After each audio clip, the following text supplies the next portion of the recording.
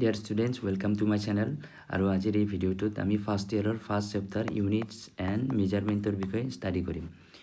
তো এই চেপ্টাৰটোত যোৱাৰ আগত আগে জানিলোঁ আমি ইউনিট কি হয় বা ইউনিটৰ প্ৰয়োজনীয়তা কি সেইবোৰ আমি চাম। দেন মেজাৰমেণ্ট মিনছ জোখমাখ। এতিয়া কোনবোৰ কোৱান্টিটিত আমি জোখমাখ ল'ব পাৰোঁ বা জোখমাখ কেনেকৈ লোৱা হয় সেইবোৰৰ বিষয়ে আমি চাম। তো আমি আগে চাই লওঁ ইউনিটছৰ প্ৰয়োজনীয়তা কি। তো তাৰ বাবে মই যদি এটা ষ্টেটমেণ্ট লিখোঁ, ছাপ'জ লেংথ অফ এন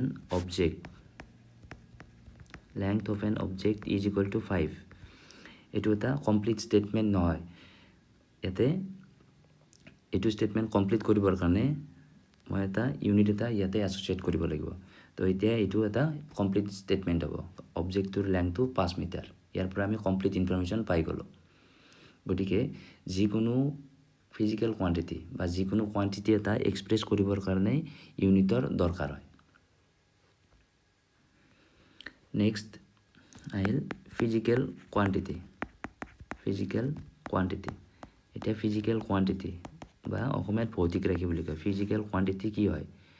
ইয়াৰ পৰা ওপৰৰ সেই এক্সাম্পল থ্ৰু দি গমেই পাইছে তোমালোকে ফিজিকেল কোৱান্টিটি মানে যিবোৰ কোৱান্টিটিক আমি মেজাৰ কৰিব পাৰোঁ ডাইৰেক্টলি অৰ ইনডাইৰেক্টলি, সেইবোৰ কোৱান্টিটিক কয় ফিজিকেল কোৱান্টিটি। তো ফিজিকেল কোৱান্টিটি মানে হ'ল the quantities which can be measured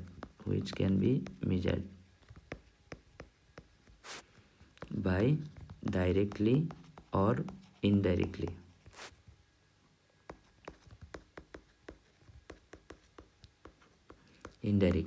এতিয়া ডাইৰেক্ট মেজাৰমেণ্ট আৰু ইনডাইৰেক্ট মেজাৰমেণ্ট কি হয়? ডাইৰেক্ট মেজাৰমেণ্ট মানে যিবোৰ কোৱান্টিটি মেজাৰ কৰিবৰ কাৰণে ইনষ্ট্ৰুমেণ্টৰ হেল্প লোৱা হয় সেই মেজাৰমেণ্টবোৰক কয় ডাইৰেক্ট মেজাৰমেণ্ট। আৰু ইনডাইৰেক্ট মেজাৰমেণ্টত আমি কিবা ফৰ্মুলাৰ হেল্প লওঁ। এক্সাম্পলৰ কাৰণে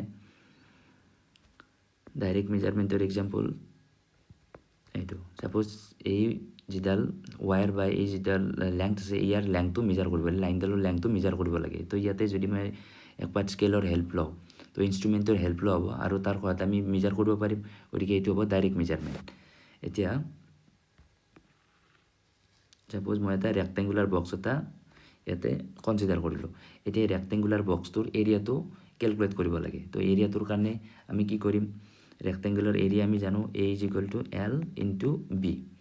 এতিয়া এলৰ ভেলুটো আমি স্কেলৰ সহায়ত মেজাৰ কৰিলোঁ, বিৰ ভেলুটো স্কেলৰ সহায়ত মেজাৰ কৰিলোঁ আৰু ফাইনেলি এই ফৰ্মুলাটোত পুট কৰি আমি এৰিয়াটো কেলকুলেট কৰিব পাৰিম। গতিকে ইয়াতে এৰিয়া এটা ফিজিকেল কোৱান্টিটি, সেই কোৱান্টিটিটো মেজাৰ কৰোঁতে আমি ইনডাইৰেক্ট মেথড এপ্লাই কৰিছোঁ। গতিকে এইটো হ'ব ইনডাইৰেক্ট মেজাৰমেণ্ট।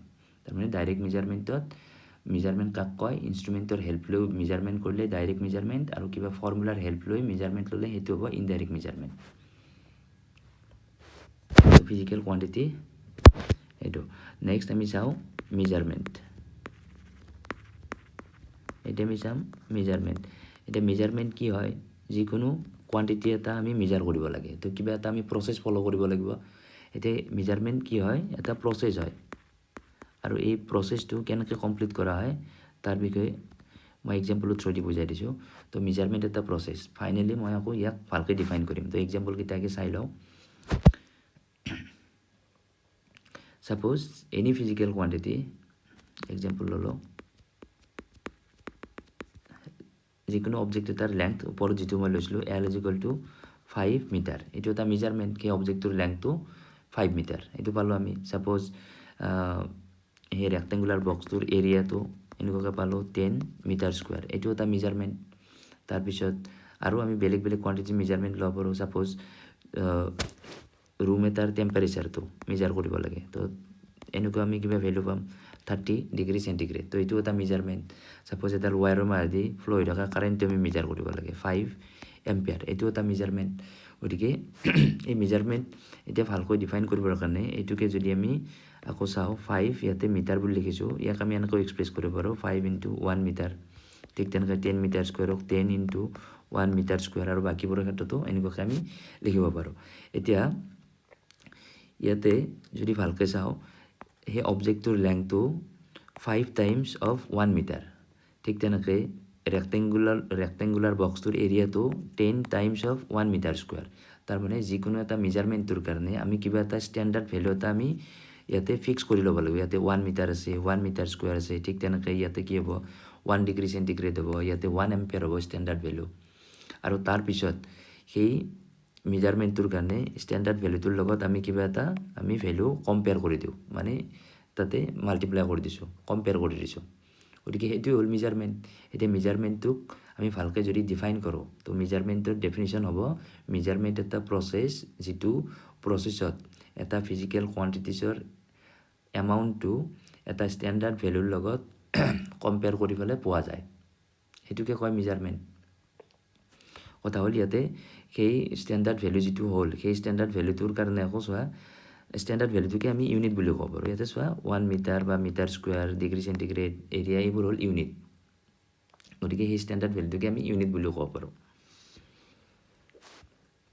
গতিকে এইটো হ'ল মেজাৰমেণ্ট এতিয়া ইয়াতে যদি আকৌ চোৱা এল এ টি আই এইবোৰ কি হয় এইবোৰ আমি মেজাৰমেণ্ট লৈছোঁ গতিকে এইবোৰ হ'ল ফিজিকেল কোৱান্টিটি এতিয়া এই ফিজিকেল কোৱান্টিটিবোৰক যদি আমি এক্সপ্ৰেছ কৰিব লাগে ফিজিকেল কোৱান্টিটিবোৰক আমি কেনেকৈ এক্সপ্ৰেছ কৰোঁ এইবোৰৰ এটা যদি এটা জেনেৰেল নাম দিওঁ সেই জেনেৰেল নামটো কি দিব পাৰোঁ আমি কিউ আৰু তাৰপিছত আকৌ এই গোটেইবোৰ এই এক্সাম্পল আমি যদি জেনেৰেল কৰি লিখিব লাগে তেনেহ'লে ইয়াতে কি থাকিব চববোৰত এটা ইউনিট এছ'চিয়েট হৈছে তো ইউনিট এটা আছে আৰু তাৰপিছত তাৰ লগত এটা কি হৈছে এটা নিউমেৰিক ভেলু মাল্টিপ্লাই হৈছে তো যিকোনো এটা ফিজিকেল কোৱান্টিটি এক্সপ্ৰেছ কৰিবৰ কাৰণে আমাক কি দৰকাৰ হয় এটা নিউমেৰিক ভেলু আৰু লগতে এটা ইউনিট এটা দৰকাৰ হয় গতিকে এনেকৈ ফিজিকেল কোৱান্টিটি এটা আমি এক্সপ্ৰেছ কৰিব পাৰোঁ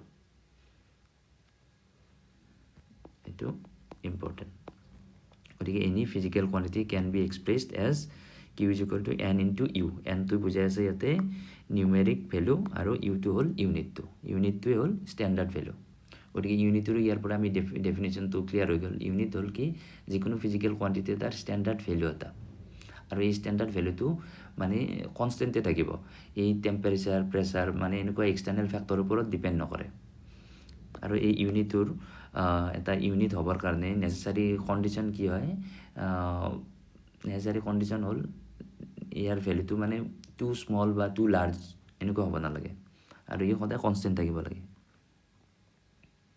গতিকে এইখিনি হৈ গ'ল মেজাৰমেণ্টটোৰ কথা